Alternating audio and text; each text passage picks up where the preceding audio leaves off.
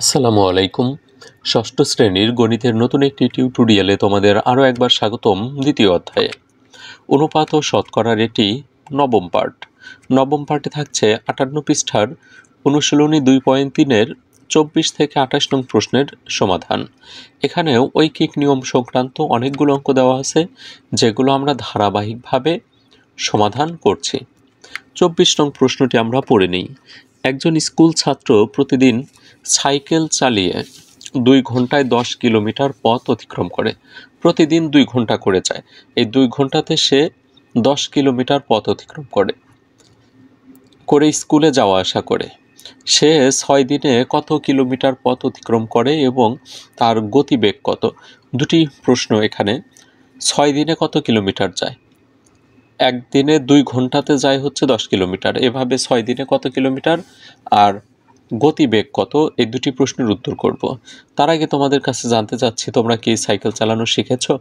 আর যারা শেখোনি তারা অতি দ্রুত শিখে নাও, কারণ সাঁতার শেখা, সাইকেল চালানো শেখা এগুলো খুবই গুরুত্বপূর্ণ দক্ষতা, যা সবার অর্জন করা উচিত। সমাধানের শুরুতে ব্যাখ্যা লিখে নিচ্ছি। এখানে আমাদের বের করতে বলছে দুটি প্রশ্ন। কত কিলোমিটার অতিক্রম করে 6 দিনে? এর জন্য কিলোমিটারটাকে আমরা শেষের দিকে রাখবো।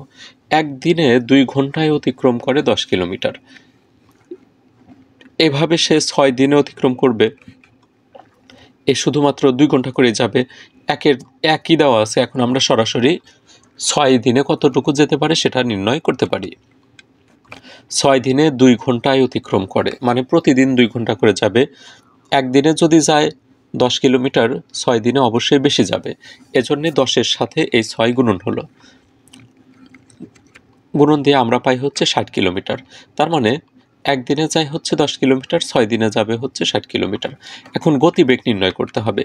আবার একদিনে 2 ঘন্টায় অতিক্রম করে 10 কিলোমিটার।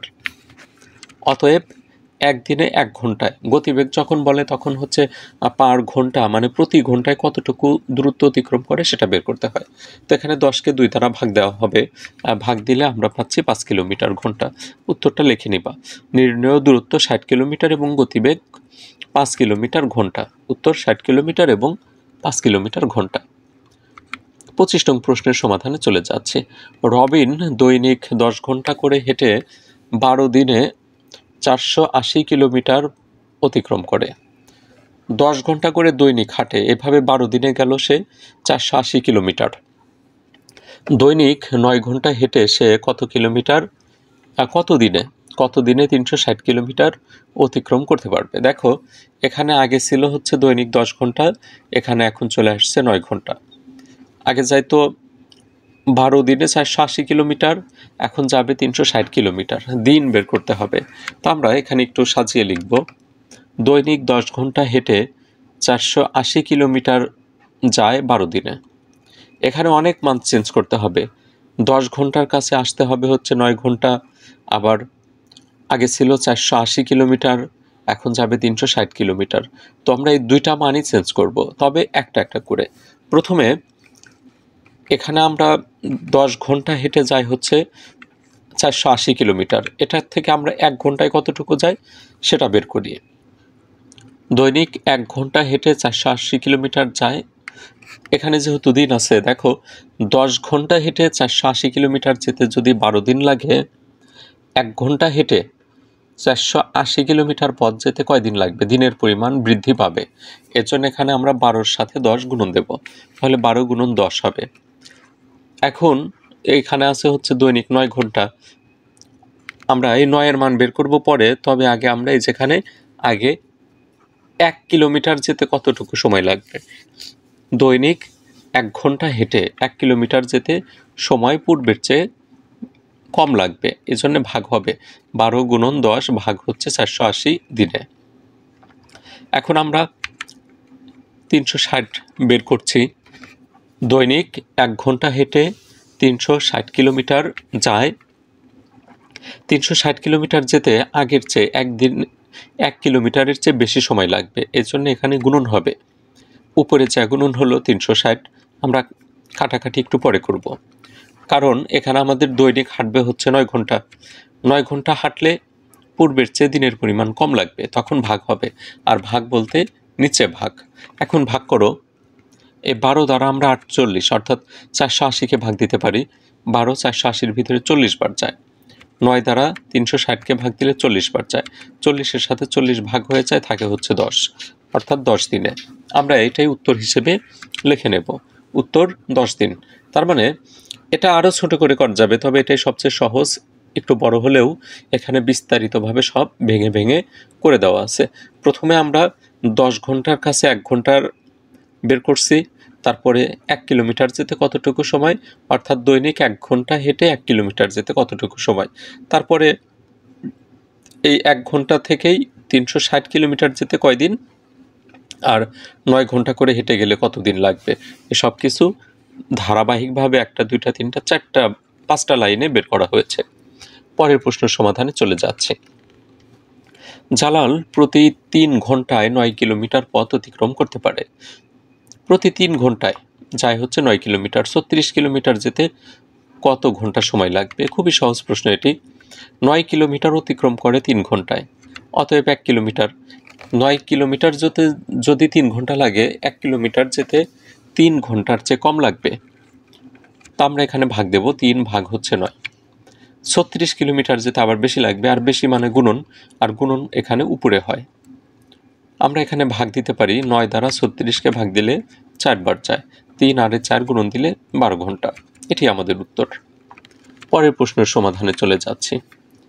6 জন লোক 28 দিনে কোনো জমির ফসল কাটতে পারে। 6 জন লোক কাটে হচ্ছে 28 দিনে। 24 জন লোক কত দিনে কাটতে পারবে? এখানে দিন বের করতে হবে, এই জন্য দিনটাকে আমরা শেষে রাখলাম। 6 জন কাটতে পারে 28 দিনে, অতএব 1 জন কাটতে পারে। একজনের দিন বেশি লাগবে। যে কাজ 6 জন 28 দিনে করে, একজন যদি সেই কাজ করতে যায় তাহলে সময় বেশি লাগবে। আর বেশি লাগার জন্য 6 28-এর সাথে গুণন হলো। আর এখানে লোক আছে হচ্ছে 24 জন। 24 জন কি করবে? একজন যত দিনে করতে পারে তার চেয়ে কম লাগবে, এর জন্য ভাগ হবে। 28 গুণন 6 ভাগ হচ্ছে 24। আমরা 6 দিয়ে 24কে ভাগ দিতে পারি, 4 বার যায়। আর 4 দিয়ে 28কে ভাগ দাও, 7 বার যায়, 7 দিনে। উত্তরটা লিখে নিবা, উত্তর 7 দিনে। শেষ প্রশ্নের সমাধান। এর পরবর্তীতে একটি সৃজনশীল প্রশ্ন রয়েছে এই অনুশীলনীতে, যা আমরা পরবর্তী টিউটোরিয়ালে আলোচনা করব। এখন আলোচনা করছি 28 নং প্রশ্নের সমাধান নিয়ে। তার আগে তোমাদের কাছ থেকে জানতে চাচ্ছি, তুমি কোন স্কুলে পড়াশোনা করছো? তোমার স্কুলের সুন্দর নামটি সবার সাথে শেয়ার করতে পারো। প্রশ্নটি আমরা পড়ে নিই। 2 জন পুরুষ 3 জন বালকের সমান কাজ করে। 4 জন পুরুষ 10 জন বালক একটি কাজ 21 দিনে করতে পারে। ওই কাজটি 6 জন পুরুষ 15 জন বালক কত দিনে করতে পারবে? দেখো, প্রশ্নটা পড়ে একটু তোমাদের এলোমেলো মনে হতে পারে। তোমাদের আমি সুবিধার্থে বলে দিচ্ছি, এখানে 2 জন পুরুষ দ্বারা বড় মানুষকে বোঝানো হচ্ছে, আর 3 জন বালক দ্বারা ছোট মানুষকে, অপেক্ষাকৃত ছোট মানুষকে বোঝানো হচ্ছে। এই 2 ধরনের মানুষ একটি কাজ 21 দিনে করতে পারে। তখন পুরুষ থাকে 4 জন, বালক থাকে হচ্ছে 10 জন। এখানে আমরা 2 ধরনের ব্যক্তি দেখতে পাচ্ছি। এই অঙ্কটাতে আমাদের যে কাজটা করতে হবে, হয় এই পুরুষকে বালকে রূপান্তর করে নিতে হবে, অথবা বালককে পুরুষে রূপান্তর করতে হবে। রূপান্তর বলতে যে বড় মানুষগুলো ছোট মানুষ হয়ে যাবে তা কিন্তু না। 2 জন পুরুষ কতজন বালকের সমান সেটা আমরা বের করব। এখানে 2 জন পুরুষ হচ্ছে 3 জন বালকের সমান কাজ করে। তা আমরা এই কাজটাই করব, যে পুরুষ এখানে দেখো 4 জন ছিল, তাহলে 4 জন পুরুষ কতজন বালকের সমান হবে, বা কতজন বালকের সমান কাজ করবে। আমরা এখানে পুরুষগুলোকে বালকে রূপান্তর করে নেব। তো প্রথমে এই প্রথম লাইনটা থেকে লিখে নিচ্ছি, 2 জন পুরুষের কাজ সমান 3 জন বালকের কাজ, অর্থাৎ 2 জন বড় মানুষ যে কাজ করে 3 জন ছোট মানুষ ওই একই পরিমাণ কাজ করে। তো এখানে দেখো পুরুষ আছে কয়জন? 4 জন। তাহলে 4 জন পুরুষের কাজ কতজন বালকের সমান হবে? তো এখানে পুরুষ আছে 2 জন, এই 2কে যদি আমরা 4 করতে চাই তাহলে 2কে কত দ্বারা গুণন দিতে হবে? 2 দ্বারা। আমরা এখানে 2 দ্বারা গুণন দিয়ে নিলাম। 2 গুণন 2 সমান 4 জন পুরুষের কাজ সমান, এখানে 2 দ্বারা গুণন, এই পাশেও 2 দ্বারা গুণন করতে হবে, সমান হচ্ছে 3 দ্বিগুণে 6 জন বালকের কাজ। এখানে আমরা 4 কেন বানাইলাম? এই যে এখানে দেখো 4 জন পুরুষ আছে, এই 4 জন পুরুষকে আমরা বালকের কাজে রূপান্তর করে নেব। তো এই জন্য 2কে 2 দ্বারা গুণন দিলে 4 হয়, এই পাশেও 2 দ্বারা গুণন, এই পাশেও 2 দ্বারা গুণন। তার মানে 6 জন পুরুষ যে কাজ করে, 4 জন পুরুষ যে কাজ করে 6 জন বালক একই কাজ করে। তো এখানে আমরা 4 জন পুরুষকে বালকে রূপান্তর করে পাচ্ছি 6 জন বালক। দেখো ওই কাজটা করবে হচ্ছে 6 জন পুরুষ আর 15 জন বালক। এখন এই 6 জন পুরুষকেও আমরা বালকে রূপান্তর করব। তো এখানে 2 ছিল, 2-এর সাথে আগের বার 2 গুণন দিয়ে 4 বানাইছি, এখন 6 বানান লাগবে, তাহলে 2-এর সাথে গুণন দিতে হবে 3। 2 গুণন 3 সমান 6 জন পুরুষের কাজ, এই পাশেও 3 দ্বারা গুণন, এই পাশেও 3 দ্বারা গুণন। তার মানে 6 জন পুরুষের কাজ 9 জন বালকের কাজের সমান। এখন এই প্রথম অংশ থেকে আমরা লিখতে পারি 4 জন পুরুষ ও 10 জন বালক সমান, 4 জন পুরুষ ও 10 জন বালক সমান। এই 4 জন পুরুষ মানে কয়জন বালক? 6 জন, আর 10 জন বালক তো আছেই, 6 যোগ 10 সমান 16 জন বালক। দেখো আমি আবারও বলছি, পুরুষ এবং বালককে একই রূপে রূপান্তর করতে হবে। এখানে আমরা পুরুষজনকে বালকে রূপান্তর করে নিয়েছি, 4 জন পুরুষ 6 জন বালকের সমান, এজন্য এখানে 4 জন পুরুষের পরিবর্তে 6 জন বালককে নিয়েছি। 6 যোগ 10 সমান 16 জন বালক। অনুরূপভাবে 6 জন পুরুষ আর 15 জন বালক আছে, এই 6 জন পুরুষের পরিবর্তে আমরা 9 জন বালককে লিখতে পারি এবং 6 জন পুরুষ ও 15 জন বালক সমান। 6 জন পুরুষ 9 জন বালকের সমান কাজ করে, আর 15 জন বালক তো আছেই, 9 আর 15 যোগ দিলে 24 জন বালক। 16 জন বালক একটি কাজ করতে পারে 21 দিনে। কোথা থেকে পেলাম আমরা? এই যে 4 জন পুরুষ আর 10 জন বালক, 4 জন পুরুষ আর 10 জন বালক মানে হচ্ছে 16 জন বালক।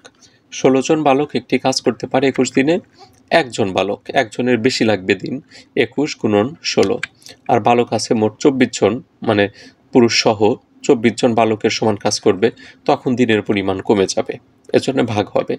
আমরা এখানে ভাগ দিতে পারি, 24 এবং 16কে আমরা 8 দ্বারা ভাগ দিতে পারি। 16-র ভিতরে 2 বার যায়, 24-এর ভিতরে 3 বার, 3 দ্বারা 21কে কাটো, 3 21-এর ভিতরে 7 বার যায়, 7 আর এই 2 গুণন দিলে আমরা 14 পাই, 14 দিন। তারপর উত্তরটা এভাবে লিখে নেব, 6 জন পুরুষ ও 15 জন বালক কাজটি 14 দিনে করতে পারবে। সুপ্রিয় শিক্ষার্থীবৃন্দ, এরই সাথে 58 পৃষ্ঠার ঐকিক নিয়মের অনুশীলনী 2.3-এর 28 নং প্রশ্নের সমাধান পর্যন্ত সমাধান থাকছে এই টিউটোরিয়ালে। পরবর্তী টিউটোরিয়ালে ইনশাল্লাহ আলোচনা করব 29 নং সৃজনশীল প্রশ্ন নিয়ে। আর সেই টিউটোরিয়ালটি সবার আগে পেতে চাইলে তোমাদেরকে অবশ্যই চ্যানেলটিতে সাবস্ক্রাইব করে রাখতে হবে। তোমাদের সুস্বাস্থ্য এবং দীর্ঘায়ু কামনা করে বিদায় নিচ্ছি এই টিউটোরিয়াল থেকে। সবাই ভালো থাকো, সুস্থ থাকো এবং নিজের স্কুলের নামটি কমেন্ট বক্সে শেয়ার করতে অবশ্যই ভুল করো না। আল্লাহ হাফেজ।